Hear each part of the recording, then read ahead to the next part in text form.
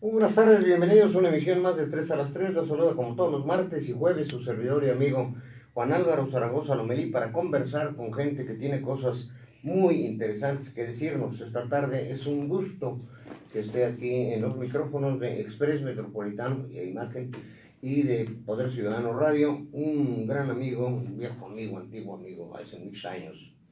Lo he visto luchar en la política en muy distintos lugares, en distintas condiciones. Has pasado momentos duros, sin duda, Ulises. Claro, por supuesto, como pero todos. Siempre muy fiel, muy apegado a sus principios, a su ideología, al Partido de la Revolución Democrática, con la vocación de izquierda, que finalmente, hoy la izquierda llega a la presidencia de la República.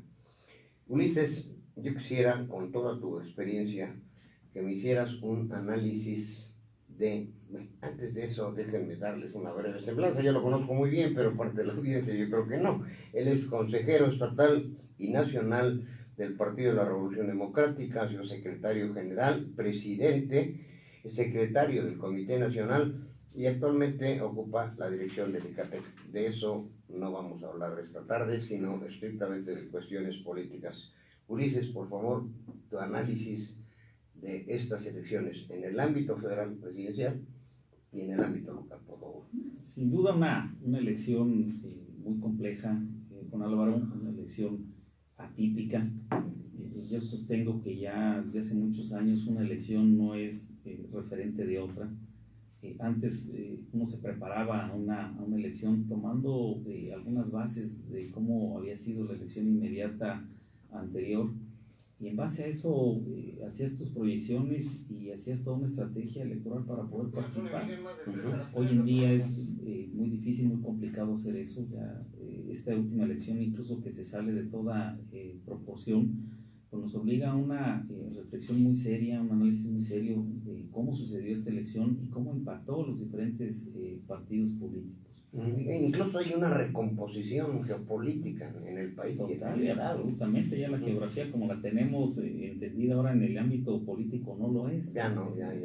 Manuel ganó 31 de 32 estados, solamente Guanajuato no lo ganó, y la composición de cámaras y de diputados y de senadores también sufre un vuelco importante, interesante, y el impacto viene a todos los niveles, municipal, estatal y nacional, por supuesto, ¿no? Ese tren llamado López Obrador pasó por encima de muchos. Ese tsunami. Y las placas le vieron. Diría yo que fue un tsunami, no fue una ola, no fue un efecto, fue un tsunami auténticamente, que es el resultado de 18 años de persistencia. Yo creo que ese resultado y esa lectura ni ellos mismos ni ellos mismos lo esperaban. No lo esperaban en esas sí tenían una alta expectativa de que pudieran ganar, de que se ganara. Las encuestas daban algún indicio, ¿no? Todos, sí. Pero no en esa proporción, en esa expectativa que ellos tenían. Ganar y arrebatar distritos que fueron enclaves para otros partidos políticos, para el PRI, para el PAN, para el mismo PRD, pues se perdieron y en eso ganaron mucho todo el partido Morena. Bien, esta ola, en este tsunami, pues hay partidos que quedan desaparecidos o destruidos o en ruinas, ¿no? Es el caso del PRI, que de esa superlocomotora, utilizando tu ejemplo, pues ya no queda ni el cabuz, dirían por ahí. Los que saben de eso, ya se convirtió en un armoncito, utilizando el mensaje de los ferrocarrileros, esos hermosísimos armones, esos, te acuerdas de ellos. Claro. Pues ya yo creo que ya ni en eso quedó el PRI. Esta alianza PAN-PRD, que mucha gente vio con extrañeza, yo creo que también fue un factor que influyó en ambos sentidos. ¿Cuál es su percepción? Bueno, yo creo que hay que verla en su justa dimensión y obedece también a diferentes puntos de vista. No es lo mismo la alianza o la coalición que se hizo a nivel nacional entre los tres partidos a como se vivió aquí en Querétaro. Creo que la alianza nacional no ayudó, no fortaleció nada, desmeritó en perjuicio de ambos partidos. Y eso lo tienen muy bien visualizado las dirigencias nacionales y los actores políticos que estuvieron en torno a ellas. el retroceso fue mayúsculo para todos. Ni el PAN alcanzó sus objetivos y el PRD se achicó tanto que estuvo a punto de perder el registro nacional, ¿no? Lo salva la elección de diputados federales, de senadores, que llegamos por ahí alrededor de un 5%, pero en la elección de presidente de la República, la parte que le corresponde al PRD alcanza el 2.80 y tantos. Sí, incluso hay una queja de que se le dieron demasiados espacios comparado con lo que aportó a esta coalición. Es correcto, y también Acción Nacional no hizo su tarea a nivel nacional, ¿no? También ahí los enclaves que ellos tenían tampoco funcionaron en la medida que se había presentado la coalición. En el caso de lo local, en Querétaro se califica de una manera diferente. Yo creo que aquí las candidaturas comunes en las cuales se participó de manera conjunta PAN-PRD, abonaron al proceso electoral. De no haber participado, y es un ejemplo muy claro de la funcionalidad de esta alianza, de no haber participado el PRD con Acción Nacional en la capital, por poner solamente un ejemplo, pues se hubiera perdido la elección en estos momentos. La diferencia de 1.500 es nada con respecto a los 6-7 mil votos que le abonó esta elección el PRD a Luis Bernardo Nava. Se califica de manera diferente. Incluso no se esperaba tanto en el estado de Querétaro por las referencias históricas, etcétera. No se esperaba que Morena tuviera esa proporción. Claro, y en enclaves donde Acción Nacional tradicionalmente ha sido muy bueno, digo, todo el Bajío, lo que es Guanajuato, Aguascalientes, Querétaro, corredor, es un corredor importante donde tradicionalmente Acción Nacional sacaba una ventaja, no nomás ganaba, sino sacaba una ventaja importante sobre sus adversarios. Pasadas elecciones arrasó. Pues, hoy se achicó bastante esas distancias. Y pues bueno, tanto ha llegado el tema que se está resolviendo esa elección en tribunales. Así está. ¿Y cómo, en qué condiciones va? ¿Estás enterado? Hoy por la mañana hubo una conferencia de prensa justamente de Adolfo Ríos. Creo que son 7 o 14 impugnaciones que presentan. Están en el Tribunal Electoral del Estado de Querétaro. Me llamó la atención 2 cosas, quiero tus puntos de vista. Uno, en el primer conteo del IEQ eran alrededor de 3,000 votos, un poquito más de 3,000 votos. Hacen el recuento voto por voto, casilla por casilla, y baja a 1,500, por cerrarlo en números. Y luego me llama la atención que de esas cosas que suelen ocurrir, Sinue se encuentra unas costillas de boletas en Santa Rosa Jauregui. ¿Cómo le hizo? Fue iluminado por el Espíritu Santo. Digo, me llamó realmente la atención esta situación, ¿no? ¿Qué pasa? Y bueno, pues con esa situación tienen un elemento más para impugnar la elección. Se anuncia inicialmente que se van al Tribunal Federal de Monterrey, recapitulo y dicen no, vámonos al Tribunal Electoral Estatal, que es en donde está en este momento la elección. Hoy sostienen una serie de, si me da oportunidad al final del programa se las comento, de elementos, y el plazo tiene que fenecer, es muy rápido, ¿no? Sí, claro, digo, ya está en proceso. Por un principio de definitividad tiene que agotar primero la instancia local, el Tribunal Local del Estado de Querétaro, y después irse a la Sala Superior de Monterrey. Sin embargo, con Álvaro, yo creo que lo que tenían que hacer o lo que hubieran hecho ya se agotó en la instancia del Instituto Electoral. No creo que exista evidencia suficiente o soporte para cambiar el resultado ya de la elección, aunque la distancia fue poca. Creo que ya las elecciones se ganan o se pierden por un voto finalmente, y creo que está muy bien acreditado ya el triunfo de Luis Bernardo Nava en esta elección. Veo muy complicado, muy difícil que se pueda cambiar esa decisión en base a las pruebas que han estado argumentando en los medios locales. Sí lo veo muy complicado. Creo que ya es una elección definida. Aún así, pues esperaremos a ver qué resuelve primero el Tribunal del Estado de Querétaro, y después si existe algún proceso para impugnar esa resolución ante una sala superior. Sí, y los tiempos, ¿tienes idea de cómo están los tiempos para estas resoluciones? No lo tengo muy claro ahí, pero sí hay términos perentorios que sí se van agotando, y que no permiten tampoco mucha movilidad a fin de poder ya dar inicio al siguiente proceso, que es el cambio de autoridades.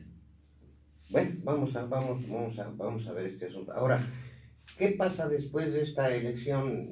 Se tiene esta coalición sui generis, diría algún abogado, para utilizar un terminajo de ese tipo, un latinajo, diría mi antiguo maestro.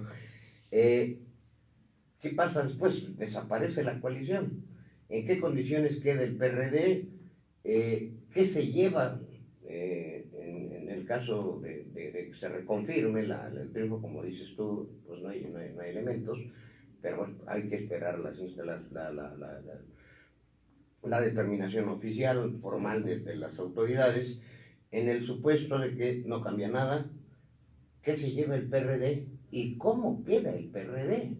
Es decir, yo creo que habría, por un lado, te lo pediría, tú has sido un crítico muy fuerte de tu propio partido, encabezas la Nueva Izquierda, ¿no? Es una de las Alternativa Democrática Nacional. Alternativa. No soy de los chuchos, Dios me libre de caer tan bajo en el... Bueno, ok. Bueno, es que hay varias corrientes, usted lo sabe, al interior le llaman ellos mismos tribus. Tú eres de Alternativa Democrática Nacional, hay que tenerlo muy presente. Entonces, ¿qué ha pasado con ese PRD combativo, numeroso, que bueno, pues en alguna ocasión llegó a tener muchas posiciones importantes, diputados, etcétera? Y hoy, ¿qué pasa? O sea, hoy se lleva parte del pastel por la coalición, pero yo no vi trabajo político en los últimos años desde que Adolfo Camacho, disculpa, Adolfo Camacho se hace cargo del partido, y muchas veces le pregunté, bueno, a ver, ¿de cuántas son las prerrogativas? No, pues investígalas. Claro que las investigo, es decir, ahí están en el IEQ, es una cantidad de dinero enorme, como para gastársela en cuatro conferencias de prensa de los miércoles, pues no me invitas un cafecito porque ni siquiera el desayuno ahí a los compañeros periodistas. ¿Y qué pasó? ¿Qué pasó ahí, Ulises? Es escandaloso el tema. Yo creo que hay que ventilarlo. Claro, aunque se trate de minimizar el asunto o darlo ya por concluido por la condición actual del partido, sí es una circunstancia muy escandalosa lo que pasa con el PRD. Quiero partir primero de que la alianza en términos generales entre izquierdas y derechas pues no es muy común ya en muchos lados. En Europa es muy común tener este tipo de alianzas, pero bueno, hay que calificar, lo decía yo en un principio, en su justa dimensión lo que viene pasando. Hay un retroceso importante a nivel nacional, sí, el PRD va a tener por ahí alrededor de 16, 17 diputados federales, 8 senadores. Es la peor elección que ha vivido el PRD en muchísimos años. Deja de gobernar muchos estados de la República, nomás se queda con Michoacán, y eso en la condición en la que está en Michoacán. Se pierde el registro local en 6 estados de la República. ¿Aquí se queda por registro? No, perdemos el registro, y ese es parte de los impactos colaterales que sufre esta elección, y que no nada más se le puede atribuir todo a ese tren que llamamos López Obrador, ese tsunami, esa elección que pasa ahora, sino que también se le abona a esta desgracia por las actitudes no nomás de la dirigencia actual, sino también lo que se viene arrastrando desde hace muchísimos años. El PRD viene perdiendo y viene retrocediendo año con año en sus posiciones electorales, en el número de ciudadanos a gobernar, en el número de votos que se obtienen en cada elección, y hoy pues llega a tocar prácticamente piso. Yo creo que está un poquito más para abajo. Un poquito está más para abajo, ¿no? En algunos casos. Y tienes razón, Adolfo Camacho tiene como presidente el partido 4 años. Es algo, primero es una acción inusual dentro del PRD. Lo dijimos en su tiempo al Comité Ejecutivo Nacional, advertíamos ya de lo que venía sucediendo al interior del PRD. Hicimos mucho hincapié de las actitudes que eso dañan mucho la actividad interna, no deja fluir a los diferentes liderazgos en su opinión dentro del partido, y se lo advertimos mucho al Comité Ejecutivo Nacional de lo que venía sucediendo con el manejo de los recursos del partido. En 4 años son cerca de 15 millones de pesos. En esta última elección poco más de 3 millones, de los cuales el comité estatal, el consejo estatal del partido no sabe absolutamente nada, y ha sido un solapamiento del Comité Ejecutivo Nacional para estar... ¿Qué rey lo ampara? Sí, claro, para andar tapando lo que se manejó durante estos 4 años. Hoy no estamos dispuestos. Creo que hoy el tema va a alcanzar y va a vincular necesariamente a la autoridad electoral para esta rendición de cuentas, porque hoy los candidatos a diferentes cargos de elección popular no vieron un solo centavo de este dinero. Aparte que no se les dio dinero, los mandaron a caminar solitos. Solos, no nada más en la ausencia material, que es esta de los recursos que se manejan, que son públicos, sino también de la ausencia del dirigente en apoyo moral, ético con los candidatos. Propaganda, acompañarlos simplemente, aparecer con ellos, que en sus ruedas de prensa los hubiera invitado por lo menos ahí a sentarse con ellos para presentarlos. Fue patético ver a un presidente del partido apareciendo con todos los candidatos de Acción Nacional, que son aliados, pero la obligación principal es con los candidatos propios que tenía el partido. Esa era la primera obligación que tenía, acompañarlos. Pues primero tenemos que fijar una ruta administrativa. ¿Por qué administrativa? Porque, bueno, si bien es cierto, no entra un proceso de liquidación del PRD, porque tiene el registro nacional, van a continuar trabajando con eso, pero sí hay y tiene que haber un ejercicio muy claro de rendición de cuentas. No podemos seguir caminando haciéndonos los oxisos de que esto no pasó nada y que no hay ninguna consecuencia sobre lo que se hizo. Por supuesto que las tiene que haber y las vamos a exigir, y va en serio el asunto, no es un alarde de nosotros el que pidamos una rendición de cuentas. Estamos en la circunstancia en la que hoy nos encontramos porque muchos políticos no rinden cuentas, porque hay abuso en el ejercicio de impunidad. ¿Qué fue lo que el hartazgo que si queremos cambiar, por lo primero que tenemos que empezar es por la casa y por quienes los votos nulos, y que eso dio por origen la no consecución del porcentaje electoral que necesitábamos. Muchos de los votos que están en los votos nulos eran del PRD, y con eso lográbamos rescatar el registro y registrar la representación ante la legislatura. Lo dejaron pasar, hicieron mutis. Entonces, ahí sí, aquí no hay borrón ni cuenta nueva, van a revisar las cosas y llegar hasta donde tenga que llegarse. En este momento, ¿qué pasa? Ya renunció, ya lo corrieron, ya no lo quieren en el partido, ahora vienen elecciones. ¿Qué sigue, Ulises? Viene un proceso de reconstrucción del PRD, que una parte queremos encabezarla nosotros en este ejercicio. O sea, ¿tú te anotarías para ser uno del dirigente? No el dirigente, pero sí parte de la reconstrucción del partido. Aquí lo primero que tenemos que convocar es a un concilio, con Álvaro, de todos los dirigentes del partido. Porque sí los hay, o sea, claro, hay nombres de luchadores de toda la vida, ¿no? Sí, y muchos que representan realmente una lucha social interesante, que encabezan nombres. A ver, mencióname algunos nombres. Yo creo que están todos, digo, yo no quiero omitir a ninguno. Ni omitir a ninguno, pero el concilio va con todos. Nos tenemos que reencontrar primero entre nosotros para podernos reencontrar con la sociedad. Tiene que ser muy pronto, porque además tenemos que dejar reglas muy claras, y tenemos que dejar un posicionamiento también muy claro frente al Comité Ejecutivo Nacional. En esta debacle que hemos tenido, no podemos permitir que la gente que se desocupe del Comité Ejecutivo Nacional nos los manden a los estados a enseñarnos nada.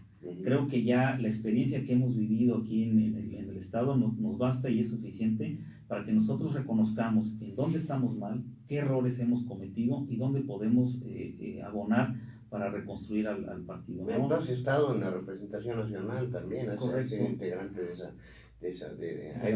nacional, nivel, ¿no? Y no vamos a permitir que nos manden un delegado que ahora venga a ladronear lo poco que queda del PRD o lo nada que queda del PRD. O a solapar. Durante muchos años. Porque alguien estuvo protegiendo a Adolfo desde ahí arriba. O sea, durante 4 años pedimos encarecidamente al Comité Nacional que nos mandara un delegado para poner orden en el partido. Nunca lo mandaron. Lo que mandaron fue gente muy cercana ahí a Jesús Ortega, Jesús Zambrano, que también tienen mucho que ver, y eso lo quiero dejar muy claro, tienen mucho que ver en la pérdida del registro del partido aquí en Querétaro.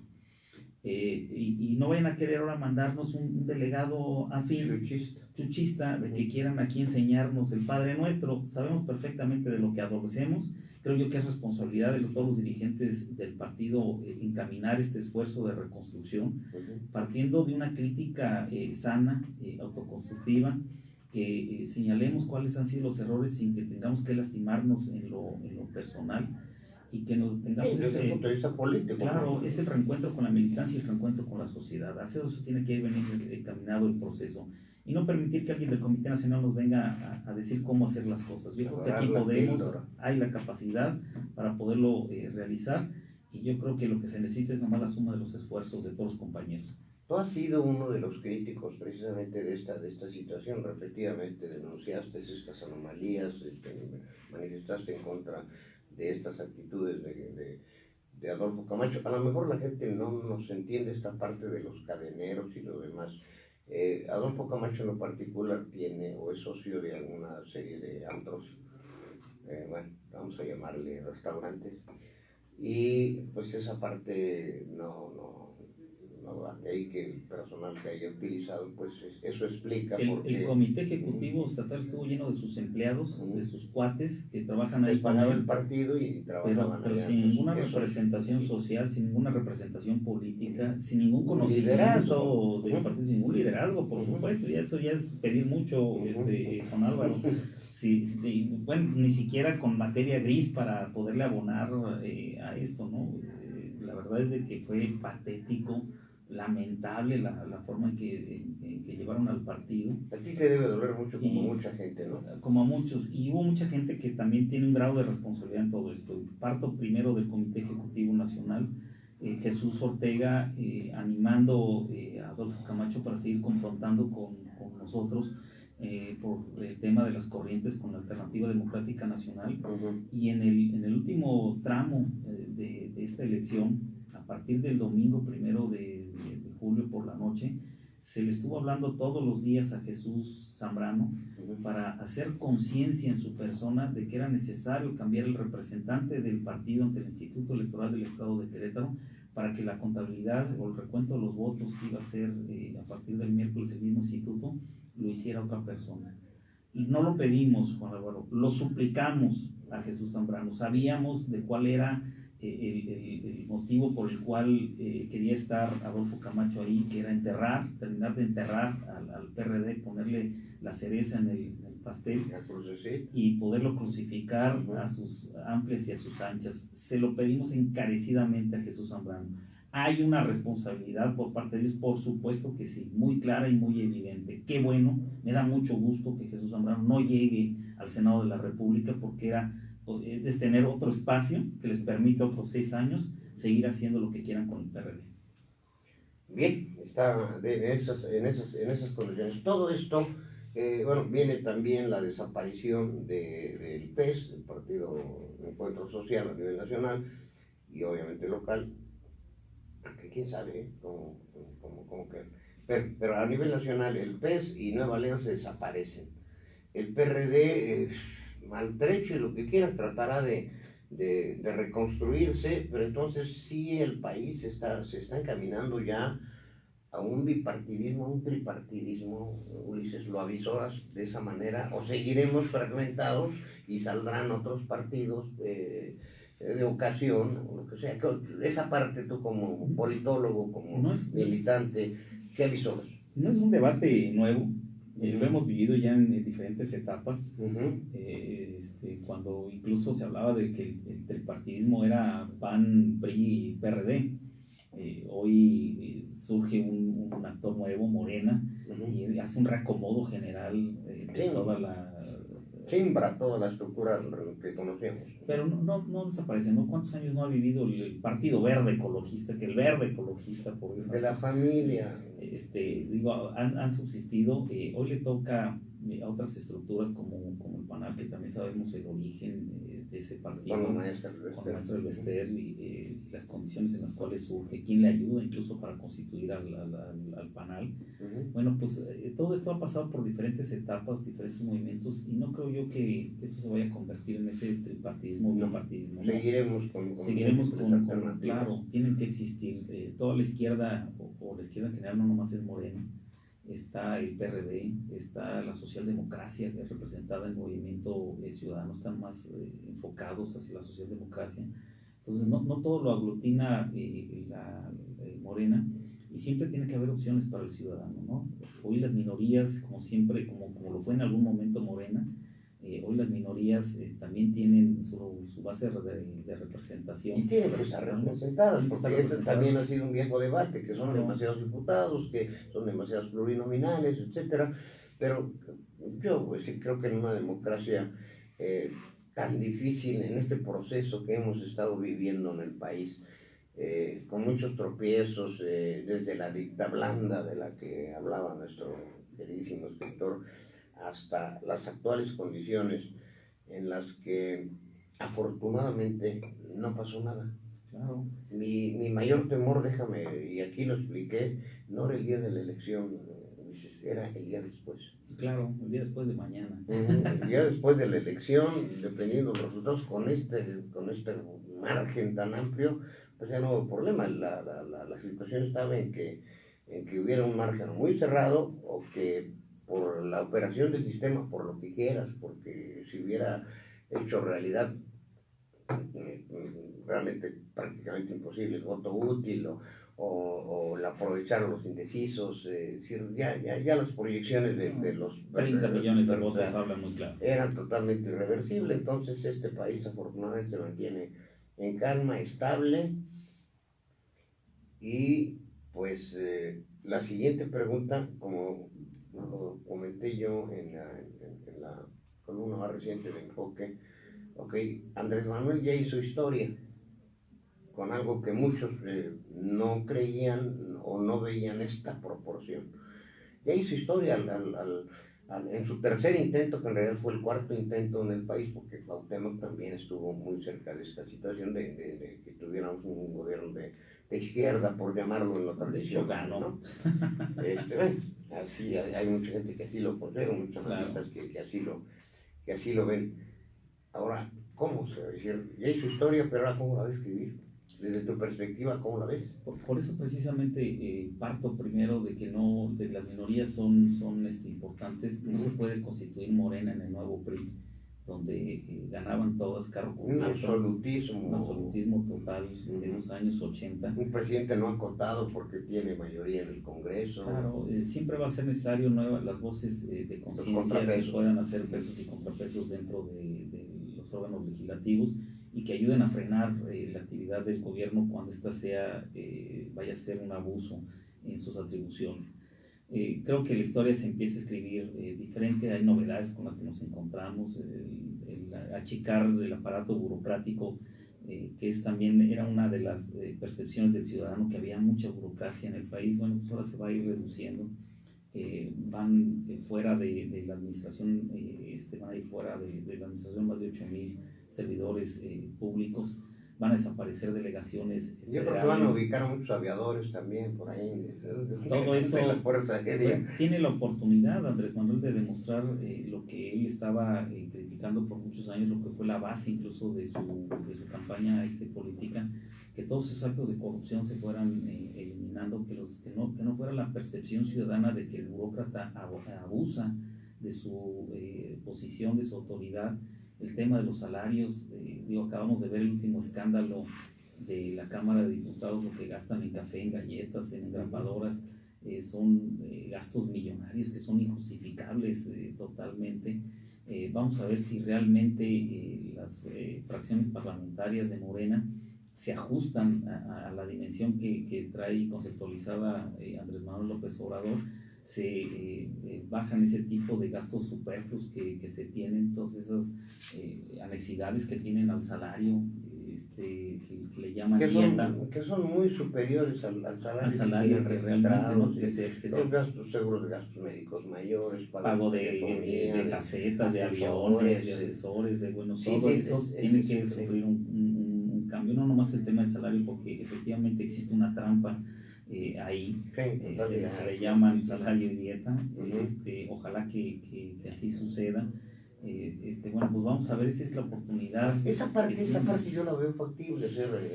Andrés Manuel, si recordamos de las muchas cosas que dijo, nadie puede ganar, dice la Constitución, más que el presidente. Entonces, en automático, si él se reduce a la mitad, hay una parte de la nómina importante. Hay una parte, pero también ahí sufre un entramado legal que a ver cómo lo sí, resuelven. es que hay muchas cosas que... Claro. Y ahí viene la siguiente pregunta que te quiero formular, que es, yo creo que la gran interrogante que tiene la población. Ok, ya creímos en ti, ya, vamos a darle la oportunidad. Se la dimos a la derecha en el 2000 y salió el mismo asunto. Ahora viene la izquierda, una izquierda que yo siento que debe ser moderada. O sea, mi percepción personal, no sé si la compartas, México jamás podrá ser como Venezuela, por las circunstancias internas y por nuestra frontera que tenemos hacia el norte. Pero entonces, ok, ya te entregué mi confianza, mi voluntad, mi voto, me prometiste muchas cosas, pero hay muchos candados, hay muchas inercias. Y otra de las situaciones que la gente teme es, te rodeaste de gente que tiene por ahí, no una manchita, sino 1,000 millones de manchitas del tigre, que ya parece otra cosa. ¿Eso cómo lo percibes? Tú eres de izquierda, claro, y por eso es de izquierda. Pues hay que ver lo que es preocupante, por ejemplo, el tema de las pensiones que se dan a los presidentes, a los expresidentes. Bueno, se las va a quitar, sí, está bien, pero ¿qué pasa con todo el aparato burocrático administrativo que acompaña a esas pensiones?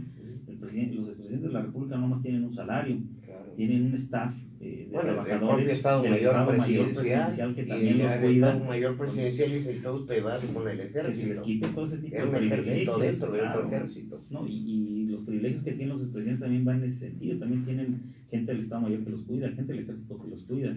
Tienen secretarios, tienen auxiliares, tienen administrativos. O sea, es un aparato administrativo. No más es el tema de la pensión. De la pensión, que por ejemplo, en el caso de Felipe Calderón lo declaró, no, yo mi pensión ya la doné, etcétera, pero no el equipo justamente que la acompañe, de seguridad, de ¿Cómo le va a hacer, por ejemplo, en términos de ley, para todos aquellos directores administrativos que se queden en funciones y que ganan 200, 300 mil pesos, mucho más que el presidente de la República, y que por ley no les va a poder disminuir el salario? ¿Cómo le va a hacer en esa parte? Sí, porque ahí está la ley federal del trabajo. Claro, no puede violentarla, y en cualquier momento que eso suceda, pues va a haber una serie de juicios laborales, de amparos para poderse proteger. Entonces, bueno, no más es el decirlo, sino cuál va a ser la ruta legal que van a hacer. En todo caso, tendrían que despedirlos a todos, y eso implica una erogación importante en liquidaciones, y además con la posibilidad de que puedan demandar y que puedan ser restaurados. Que haya una judicialización de todo este proceso, en lo que se entrampe administrativamente o en los tribunales, y entonces no va a ser factible, tampoco la gente lo entiende, no hay una varita mágica, yo llego el 1 de diciembre y listo, señores, ya se cambió todo, y la gasolina va a bajar porque si son 7 pesos de impuestos, pues nomás vamos a cobrar 5 y baja 2 pesos la gasolina. Ese sería un acto heroico, pero económicamente tendría una repercusión. Comentábamos, lo hemos dicho con la audiencia, hay un grupo de periodistas de muy alto nivel políticos que nos reunimos periódicamente, pues no para echarnos el café y ser los sabios del café que resolvemos, ¿no? Sino para precisamente ver alternativas, y cada uno de nosotros escribimos sobre este tipo de cosas. Tú eres un politólogo y un activista sobre político y social, y yo quisiera que me dieras tu perspectiva sobre esta situación. O sea, no va a ser nada fácil, y incluso alguien bromeaba, bueno, el avión presidencial lo va a vender, pero no hay quien se lo compre, Trump no se lo va a comprar. Y tampoco se puede quedar a echar a perder ahí en los hangares, ¿no?, de la presidencia. No, la percepción aquí social tiene que ser muy fuerte, y por ende las acciones que deben emprender el gobierno de la República también tienen que ser contundentes y convincentes. Si no sucede eso, pues claro que va a empezar el reclamo. Hay un periodo de gracia para que eso suceda así también. No se le puede exigir ahorita a Andrés Manuel López Obrador que cumpla cuando todavía ni asume el cargo. Pero ya hay un poder de facto. Ya hay un poder de facto que se está ejecutando, ¿no? El mandar iniciativas de ley, en definir más o menos cuáles van a ser los parámetros bajo los cuales se va a conducir la administración pública federal. Creo que más o menos los ha estado delineando. Está saliendo a confrontar a los medios de comunicación para decir, bueno, lo que prometí, pues voy a tratar de cumplirlo en estos términos. Pero sí quedan muchas dudas sobre cómo. Muchos procedimientos administrativos, muchas situaciones que sí. El simple hecho de descentralizar a la administración pública federal y mandarla a los estados, bueno, pues implica una serie de movimientos que también tienen costos económicos, ¿no? ¿Dónde se va a ir, por ejemplo, la función pública que se viene para Querétaro? ¿Dónde va a operar? ¿Cómo va a operar? ¿Cómo le van a hacer para trasladar a todos sus servidores públicos hacia su nuevo destino laboral? Si lo tienen platicado o no con los trabajadores. El tema de los sindicatos también, ¿no? ¿Cómo le van a hacer ahora que se achique la administración pública? ¿Cómo le van a hacer ahí con el tema de los sindicatos, ¿no? En fin. Y esta misma gente que se queda sin empleo, ¿dónde se va a ir? ¿Cómo le va a hacer? Claro, ahora, ¿qué alternativas también de subsistencia económica les van a dar? Uno nomás es correr a la gente. Y la lana que implica, porque sería un dinero. En la situación y esto ya lo vio con el rector de la UNAM, es que prometió que nadie se va a quedar sin poder ingresar a los estudios superiores, y el rector dice, es que eso es imposible, no lo podemos hacer. O sea, a la vieja usanza, pues a un presidente o a un gobernador se le dice que no. Pero acá el rector de la UNAM no se atreve a decirle que no, no es posible. Vamos a ver qué alternativas hay. Entonces, el sueño de López Obrador de toda su vida, de los 18 años, de como ustedes lo quieran, de que la izquierda llegue a gobernar, ya se logró con un pueblo pensante en una parte y el otro harto, cansado o pobre, que sumado es lo que da este resultado de votaciones. Pero como dicen por ahí, bueno, pues, ya me senté, esta es la cruda realidad, y no va a ser nada sencillo. Él habló de una revocación de mandato a los 3 años. En 3 años no puedes cambiar ese país. Es muy complejo, ¿no? Y más por las inercias que se tienen, los antecedentes de corrupción que le costaron caros. Los grupos de poder, ¿no? El tema del narcotráfico, bueno, pues son cosas con las cuales se va a enfrentar ya la realidad como gobierno, y que sí tienen que dar una solución. ¿Cuántos gobernadores no hemos visto, Juan Álvaro, que en el proceso de campaña se van muy duro con temas de seguridad, y llegando no pueden cumplir porque finalmente la realidad los rebasa? No lo tenían en esa perspectiva, no lo tenían aquilatado como realmente se viene dando. Se enfrentan o se topan una realidad muy dura a la cual no le pueden hacer frente. Sí, es una situación realmente compleja. Él habló de que en estos 3 meses, con todos los equipos de trabajo, etcétera, iba a instrumentar los cómo de cómo cumplir con toda esta serie de promesas que hizo. Como dices tú, nada fácil realizables. Y hay otra situación que preocupa a la población, que es el estado de salud de Andrés Manuel. Es muy sonriente, estoy muy bien, sabemos que tiene una atención especializada con los mejores médicos que vienen de Miami periódicamente a verlo. Yo no quiero ser mal agüero, nada, pero simplemente digo, es una responsabilidad tremenda. Hacer una campaña desde la oposición es fácil, digo, fácil entre comillas, porque tienes muchas cosas que decir, que criticar. Ya en el ejercicio del poder, te empieza a desgastar terriblemente, y los problemas del país son muchos, son muchísimos. Entonces, allí hay otro factor de incertidumbre. Esa es la parte fundamental en la cual los partidos de oposición ahora nos convertimos, el PRD con la izquierda, siendo oposición de la izquierda, donde nos toca justamente hacer esa crítica en el ánimo, no de que le vaya mal. No ser agoreros de la desgracia, ¿no? Ya estamos en esta condición. Le va bien a Andrés Manuel, le va bien a México y le va bien al país. Pues es lo que queremos. Pero lo que sí queremos es que también se cumpla con lo que se prometió en campaña. Bien dices tú, hacerlo desde la oposición y criticar, pues bueno, muy fácil. Estar ya dentro y encontrarte con esa administración pública tan grande que pasa por muchos vericuetos, pues bueno, es complicado ordenarla, es complicado eliminar el tema de la corrupción que pasa por todos los niveles. Es que ha sido el engrudo del sistema durante toda nuestra época ya. No hace falta nada más predicar con el ejemplo, sino ver hacia abajo en los primeros. Yo digo que es imposible, o sea, sí, yo soy puro, santo y bueno, y no quiero ser irónico, o sea, ok, buscando podemos encontrar, pero vamos a creer en la honestidad, en la integridad de López Obrador. En ese sentido, mi ejemplo va a cundir con todos mis seguidores. No, no con gente además como Napoleón. No toda la gente que está con él comparte la misma circunstancia. Hay muchos de ellos que también llevan muchos años de lucha y lo que quieren ver es luz. Y así van a llegar, digo, pues ahí están muchos de los que van a llegar a las cámaras de senadores y de diputados, que ya lo estamos viendo en las redes sociales, pues que no son el mejor ejemplo Al contrario. Cuando el primer discurso, el discurso oficial, nosotros transmitimos en vivo, y le agradecemos mucho a la audiencia, porque tuvimos unas audiencias récord de 4, 5 mil, 6 mil, 7 mil seguidores en el momento del corte. De lo que más tuvo fue su primer discurso. O sea, no hay que dar después eufórico. No tenía una línea de desperdicio, pero le faltó abordar el asunto de la amnistía, por ejemplo. De eso no ha tocado nada. Después reitera, sí, vamos contra la corrupción.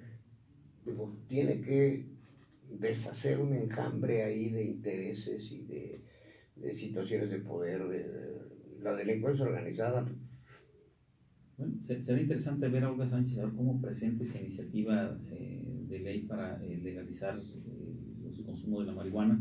Bueno, pues vamos a ver en qué términos se presenta, qué alcances tiene, cómo la van a regular. Bueno, y el caso de Olga Sánchez yo lo recuerdo con el asunto de Colosio. Acuérdate que fue una de las fiscales especiales y es un que no resolvió... asunto que realmente no tenemos resuelto. O sea, claro. Todos sospechamos, sabemos o suponemos quién fue o de dónde vino. Ha habido sellos que hace precisamente Pigmenio Ibarra, en donde como tratan de exonerar a un hermano y echarle la culpa al otro. Bueno, y este Pigmenio Ibarra así fue uno de los genios que soportó a López Obrador en las benditas redes sociales, como él mismo las calificó, que para mí tuvieron mucho que ver en este resultado. Pero bueno, no soy yo el que está hablando, sino es tú el que tiene que hacer el análisis de esta situación. Con el tiempo que nos queda, tu conclusión de este fenómeno, porque como tal es un fenómeno político. Total y absolutamente. En lo nacional y aterrizamos ya con lo que va a pasar en Querétaro, lo que hace el partido y tu propia participación. El micrófono es tuyo y gracias. Calladito, me veo más bonito. Pues hacer una convocatoria muy amplia a todos los compañeros del PRD. Muchos de ellos dieron una batalla extraordinaria y heroica en los municipios, en los distritos, e históricamente que han estado siempre acompañando al PRD en las buenas, en las malas y en las peores. Hoy hacemos esa convocatoria para que podamos reunirnos, empezar este proceso de catarsis, de autocrítica, de reflexión que necesitamos hacer. Es necesario que lo hagamos todos los dirigentes del partido, y que tengamos esa posibilidad de tener ese reencuentro con la militancia y con la sociedad. Nos toca una parte muy difícil. No habíamos estado en esta circunstancia. El PRD nunca, en 29 años, no había perdido el registro. Habíamos tenido una representación muy efectiva. Tuvimos en varias ocasiones hasta 2 diputados en la legislatura. Llegamos a gobernar 2 municipios del estado de Querétaro. Tuvimos representación en todos los ayuntamientos del estado de Querétaro. Y bueno, hoy nos achicamos aún más. Creíamos que habíamos tocado fondo en 2009, en 2012, cuando el partido sufrió también para conseguir su registro. Pero hoy la realidad nos pone una prueba muy dura, muy contundente. Nos quita el registro y la representación ante la legislatura, pero no nos quita el ánimo de seguir al lado de este partido, al lado del PRD, en la izquierda queretana, y creo que es responsabilidad de todos volverlo a levantar. Estamos convocando a eso, estamos convocando a reunirnos, a poder hacer este ejercicio de reflexión y que podamos partir de la premisa de que es necesario que el PRD sobreviva a este proceso. Interesante este asunto. Nos llega un WhatsApp en este momento. Rubén Díaz, obviamente lo ubicas, un hombre que dirigió el Barzón, estuvo 15 años en la cárcel sigue a su avanzada edad como un trabajador social. Si alguien se quiere comunicar con nosotros, recuerden, estamos conversando con Ulises Gómez de la Rosa, ha sido consejero estatal y nacional del PRD, secretario general, presidente y secretario del Comité Nacional. Es un gusto para nosotros. Este WhatsApp me parece muy interesante porque va muy en torno a esta situación de la que estamos hablando. Curioso, la gente nos dice, bueno, ¿cómo el PRD va a ser posición de otra izquierda? Ahorita lo explicas, mientras déjenme darle, y aquí producción, a ver si nos tiene por aquí algunas otras llamadas. Dice el señor Rubén Díaz, a AMLO le están entregando un país en agonía. Por favor, no le exijan algo que sin la ayuda de todos no lo va a lograr. Mejor díganle, aquí está tu gente, un soldado en cada mexicano para ayudarte. Queríamos a alguien que nos dirigiera y tú luchaste muchos años para llegar a este puesto. Ahora juntos vamos a limpiar la casa, nuestra patria, y empezar de cero. Tengamos la conciencia que el señor solo no va a poder. El pueblo tiene que dejar sus costumbres de sentarse y esperar. Es tiempo de unirnos y actuar para prosperar todos. Estamos peor que en un desastre sismológico o inundado. Me parece exagerado, ¿eh? Pero bueno, hay que respetar lo que el señor dice. Sismológico inundado, y tenemos que colaborar todos hoy más que nunca para reconstruir lo destruido. Ahora todos somos damnificados y no necesitamos ayuda internacional. Solo si juntos podemos superar este apocalíptico embestimiento político que nos dejó el PRIAN y Verde. Si se puede, sí se puede. Todos juntos a rescatar nuestro país en las ruinas. Únete o húndete. Es lo que dice el señor Rubén Díaz. No sé si sea autoría de él o esté replicando alguna otra, pero claro, yo creo que sí es de él. Y claro, y no es nada diferente a lo que tampoco hemos platicado aquí. No se trata tampoco de estar criticando todo lo que haga Andrés Manuel López Obrador. Sabemos el tipo de administración, el tipo de país que le deja. Porque entonces también vamos a hundir el país. Claro, nosotros vamos a hacer la colaboración como partido de lo que nos corresponde, lo que nos toque, pero no podemos seguir en la dinámica de taparnos los ojos ante lo que está mal. Lo que está mal hay que señalarlo con toda claridad, y creo que es la responsabilidad del gobierno de la República también atender a la gente que hace una crítica con el ánimo de que las cosas caminen en un rumbo diferente. No le vamos a exigir a Andrés Manuel nada de lo que no se pueda cumplir, nada de lo que sea imposible, ni tampoco nada de lo que no se comprometió. Yo lo felicito porque, bueno, finalmente llegar a la posición por la que luchas después de tantos años es heroico, es ejemplar, pero sinceramente yo no quisiera estar en sus zapatos. Yo creo que mucha gente no quisiera estar en sus zapatos deseándole lo mejor de todo, porque como dices, tiene que irle bien a él para que nos vaya bien a todos los mexicanos. Y cada mexicano tenemos que hacer lo propio para que esto se logre, ¿no? Donde sea conveniente sumar como izquierda en general, como partido de la Revolución Mundial, que lo vamos a hacer. Eso es una posición importante. Y Ulises Gómez de la Rosa, en lo personal, ¿qué va a hacer?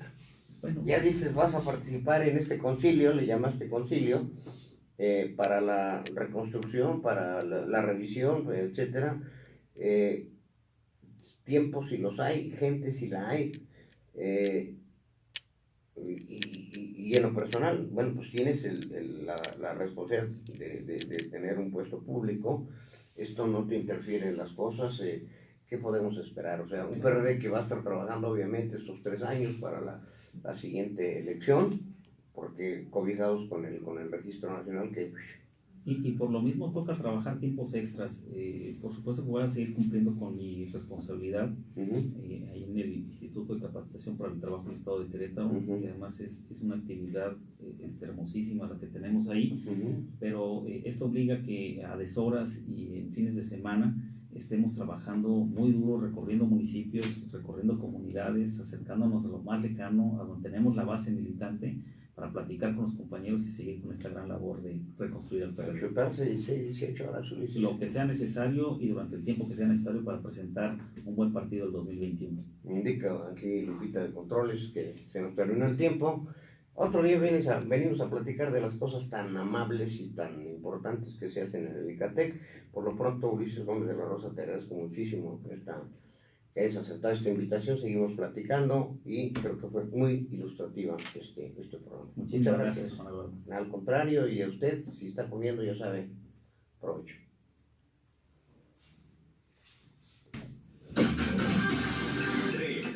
A las 3, un espacio.